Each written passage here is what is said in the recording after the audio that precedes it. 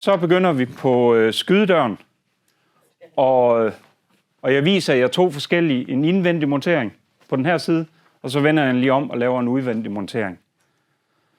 Fordi man kan gøre begge ting, ikke? Og når vi måler sådan en dør op, hvis jeg tager jeres opmålerseddel, det er faktisk meget nemt på en indvendig montering. Der tager vi bare her udefra, og så ind til midten af normalt, der er jo en dobbelt skydedør ved kunden. Eller også er der en stående dør og en, der åbner. Det er det her, den åbne dør er. Så tager jeg herovre fra og måler hen til midten. Der har jeg 8,0,5. Og det skriver jeg så op i bredden. 8,0,5. Og så måler jeg indvendig mål i karmen her. Højden. Tager jeg lige der. I det her tilfælde er den 201 i højden. Og, undskyld, det skal jeg ikke skrive ned nu. Så skal jeg trække 1,5 cm fra de 2,1. Det skriver man så her. Det er det, døren skal laves på. 199,5. Okay. Og så selvfølgelig hvid dør, det krydser vi også lige af. Dung. Og så plejer vi at skrive indvendig montering. Det skriver vi bare ud i siden. Indvendig montering. Det plejer vi at skrive her. Indvendig montering. Det betyder? At den kommer til at sidde inde i karmen. Ikke ude. Jeg viser jer bagefter den, der sidder uden på karmen. Ja, man kan gøre begge ting. Men nu har vi fået døren fra værkstedet. Det vi så lige gør, vi sætter den ind. Bum, passer den til midten. Ja, det gør den. Og så skulle vi gerne have her. Skulle vi gerne have omkring 1,5 til 2 cm. Og det passer fint her. Vi har 1,8, så det er, som det skal være. Så sætter jeg den til side. Dum. Og så skal vi have vores skinner. Vi skærer dem ude på stedet, hvor vi skærer dem til her, selvfølgelig lige 1 millimeters penge, så der er lidt at give af. Og så holder vi den op, og sørger for det lige i samme sider, i begge sider. Lige sætter en streg, der, og der. Fordi den streg, den dækker vi, når vi sætter den her op. Det er sådan, man lige trækker den 1 millimeter ud fra midten. Og så har vi altid tape med i bilen. Og så skal tapen jo op på den her kant, når det er indvendig montering. Og jeg trækker den lige i 1 millimeter tilbage, og det bliver min yderside. Det er sådan, det er pænt.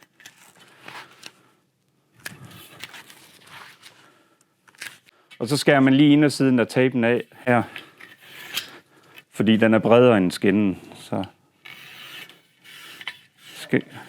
skærer vi lige den af. Dung.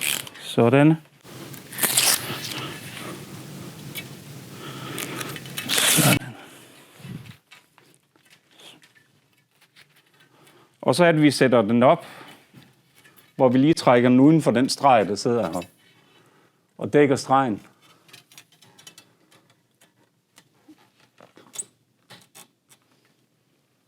Sådan.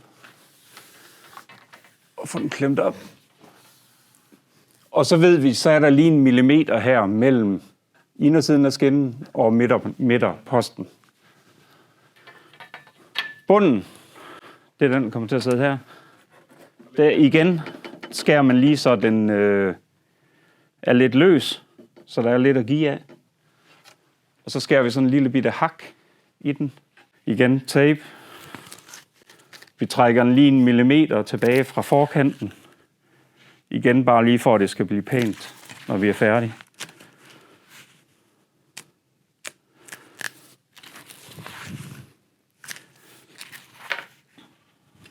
Sådan.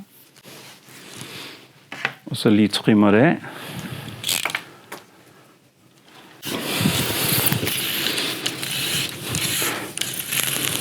Og det man så gør hernede ved midterposten, der skal man ned på knæ, det er, at man trækker ud til, hvor man har 1,5 cm ud til midten af toppen af skinnen. Ud til toppen her. Der skal man have 1,5 cm. Okay? Sætter lige en streg. Lige løfter den lidt, sætter en streg. Og så kan man måle ud til ydersiden af karmen. Der har jeg 1,3. Og så sørger jeg for, at jeg har det samme herover 1,3. Lige løfter. Dum. Det jeg så plejer at gøre, det er, at jeg tager tapen af her. Sådan. Trækker jeg kun halvdelen af. Sådan. Sætter på mine streger. Helt over imod der. Sætter på min streg der. Klemmer den fast. Sådan. Og det er vigtigt, at bundkarmen er ren. Og vi har tit sprit med ude, hvor vi lige renser af først. For at så kan tapen i hvert fald helt sikker på, at tapen kan holde. Sådan. Så tager jeg døren. Venter med at sætte den der på. Tager jeg min dør. Op i toppen. Bum. Løfter hjulene ind over bundskinnen. Sådan. Og så kører den. Så tager jeg min boremaskine. Går mig lige om på den anden side. Kører den helt hen imod slå siden. Skruer op. Lige til man kan føle, nu har den ved. Den løfter hjulene og rammen. Sådan. Så lidt som muligt i bunden, vil jeg sige. Altså, så lidt op i bunden som muligt. Og så skal man sørge for, at den er i vinkel til den her side. Og det gør man bare hernede i første omgang.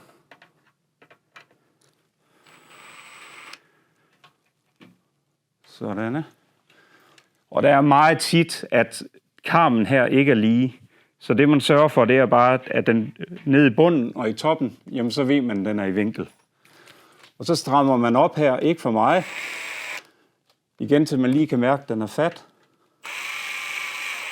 Sådan.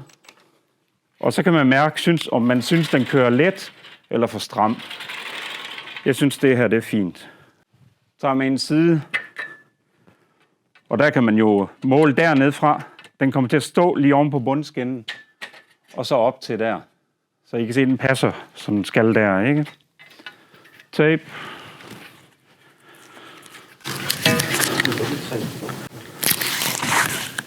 Du skruer ikke de skinnene fast, så du bare limer det? Ja.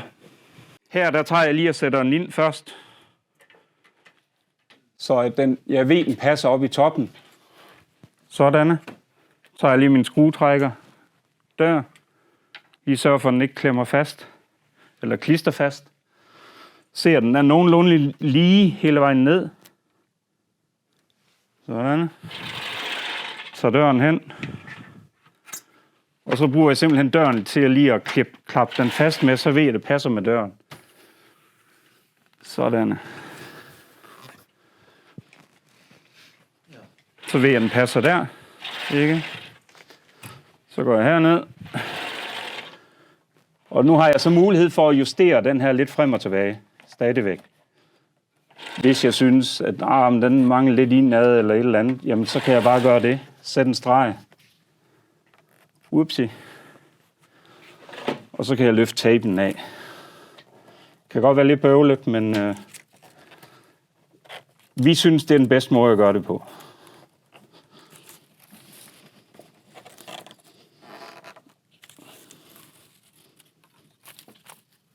Sådan. Ind på stregen. Bum. Og så ved jeg, den passer. Sådan. Og så gummilisterne. Dem får I også med jo. Og der kan man se, jamen hvor meget. Jamen jeg kan tage det yderste lag af. Der ved jeg ikke, om I har set, der er de der riller. Og så kan man hive dem af ved rillerne. Passer gerne med, vi kan tage den yderste store flap. Og så har vi det her tilbage. Ikke? Og man kan også have det store, men så er den større chance for at bule. Når man gør det sådan her, så plejer det at passe. Og så plejer jeg lige at tage min lille skruetrækker igen, klemmer herop, lige klemmer profilen ind, så jeg har klem på den her, så den ikke falder ned hele tiden. Og så skal jeg jo have den ind forbi der og op. Så jeg klipper lige flappen af 1 centimeter ned, sådan der. Bum. Så jeg har den. Og så kører jeg ind. Og så kører jeg op der, hvor jeg har klemt listen. Sådan. Så passer den op imod der på yderkanten. Kan I se det?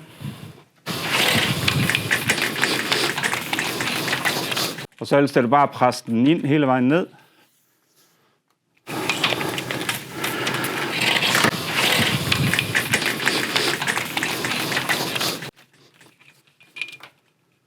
Og hvis den falder ind i profilen, så hiver jeg en liv igen. Hvis nu den kant, der falder ind i profilen, skal helst være udenfor.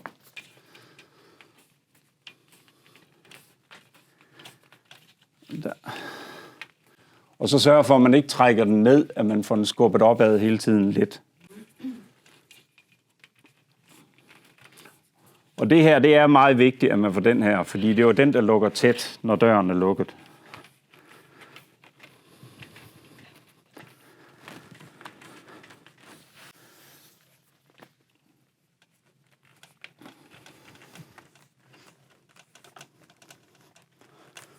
Så tager jeg min saks igen. Lige klipper af helt ned til. Bum. Sådan.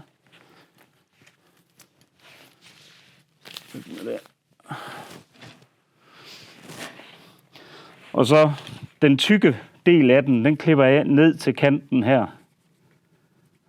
Der. Og flappen, den klipper jeg ikke af. Den lader jeg lige køre forbi. Sådan. Så den slæber hen over bundkarmen.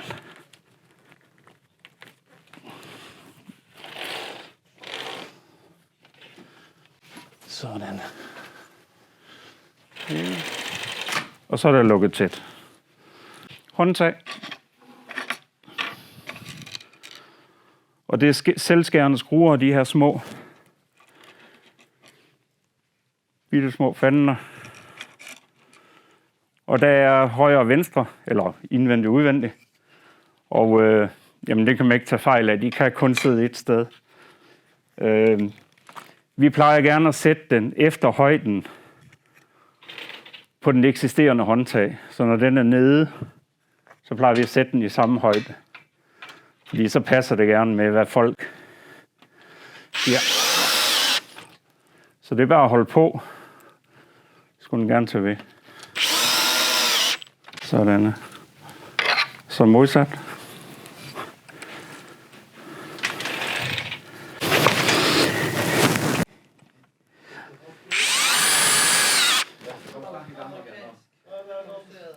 Ja. Sådan. Så er den færdig.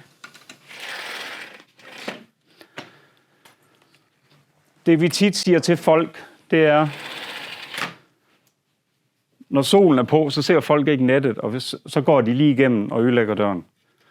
Så vi siger tit, tag lige køleskabsmagneter og sæt på i øjenhøjde, så ser man den. Kan I følge mig? Ja. Skulle uheldet være ude, så kan nettet skiftes i den der. Og, ja. Og i forsatsdøren. Jeg har ikke net med, men jeg kan lige vise jer, hvordan. Man kan se, hvor der er en samling. Det er det der i vores spline, i vores gummispline. Den skal man selvfølgelig have ud. Godt være, jeg kommer til at ødelægge det lige nu, men sådan. Det er sådan en gummispline. Ja, ikke? Og så er det bare ud med nettet jo.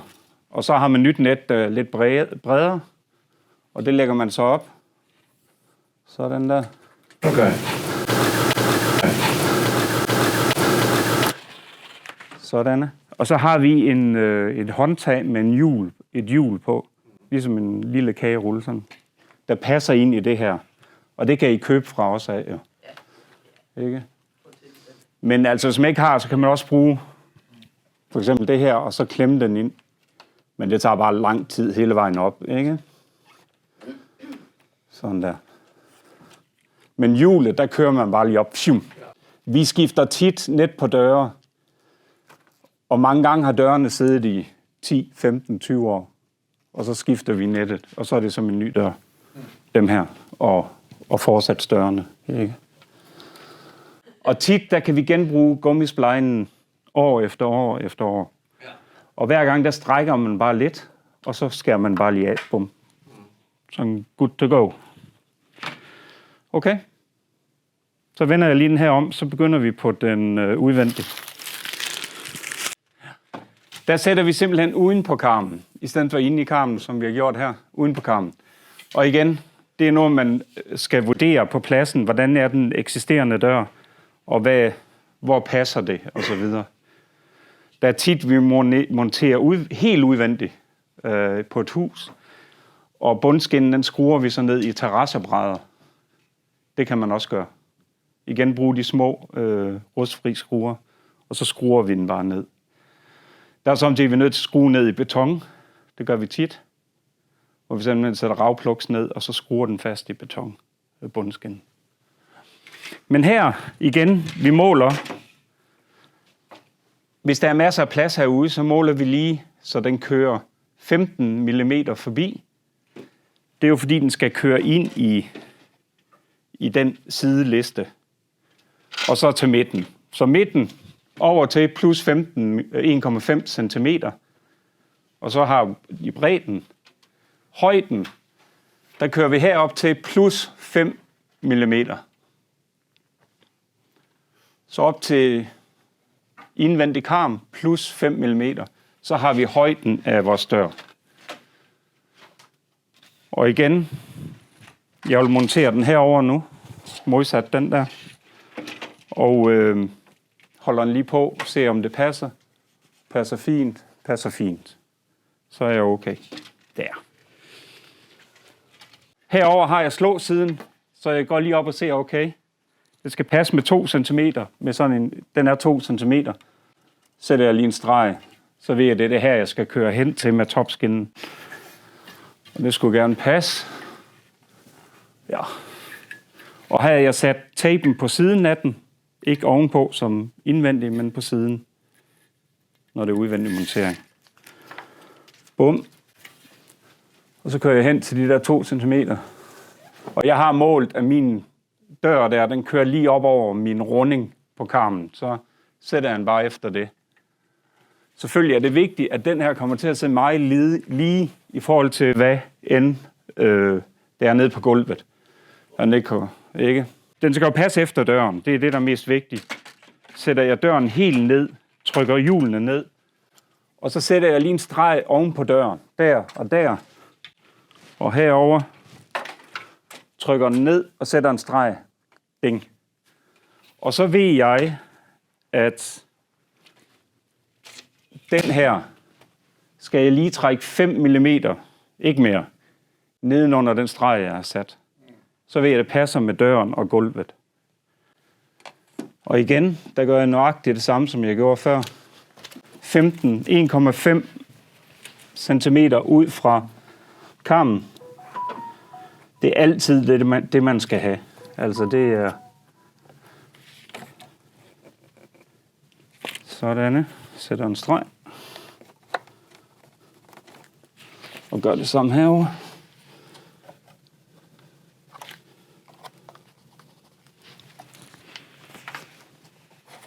Halvvejs igen.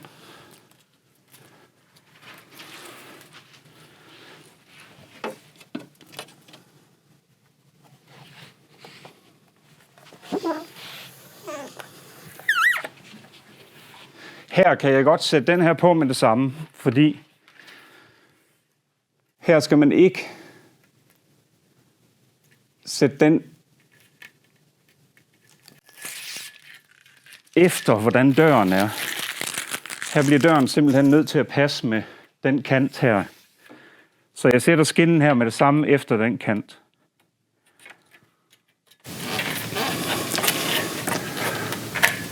Sørg for, det passer oppe i toppen.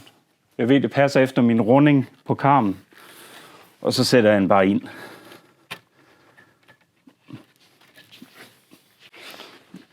Nu er den meget stram her i målet, men det passer vist. Sådan.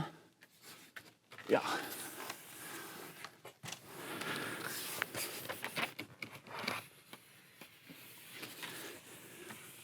Og hvis I har nogle kunder, der klager over, at jamen, vi har jo hul herind i profilen. Ja, det er lige meget, fordi når døren er herover, så lukker den det hul. Når døren er trukket herover, så lukker den det hul heroppe. Ikke? Ja.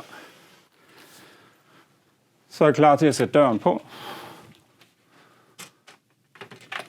Sådan. Ligesom den anden. Løft ind over.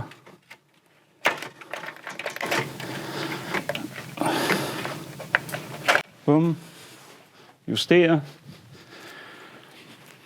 Her er jeg så ikke min karmen. Jeg har min skinne at justere efter.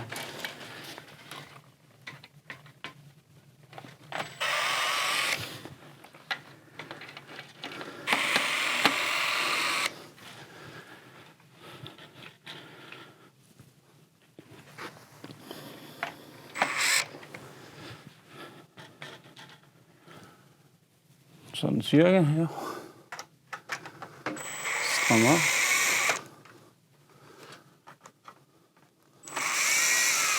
Sådan.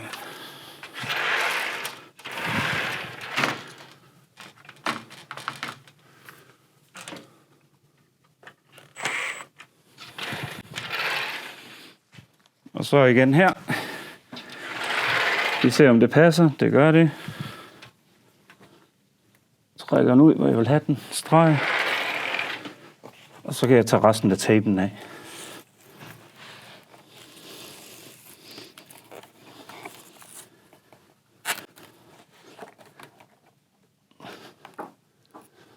Så forhåbentlig få den ind på plads. Sådan.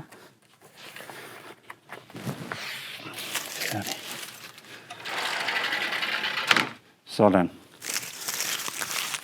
Og så igen det samme med gummilisten og håndtagene. Det er nøjagtigt, ligesom vi gjorde indvendig montering. Og hvis det er et kæmpe stort vinduesparti, og man har det her problem, hvor så sætter vi gerne et stop. Så kan man sætte en stop på herhenne.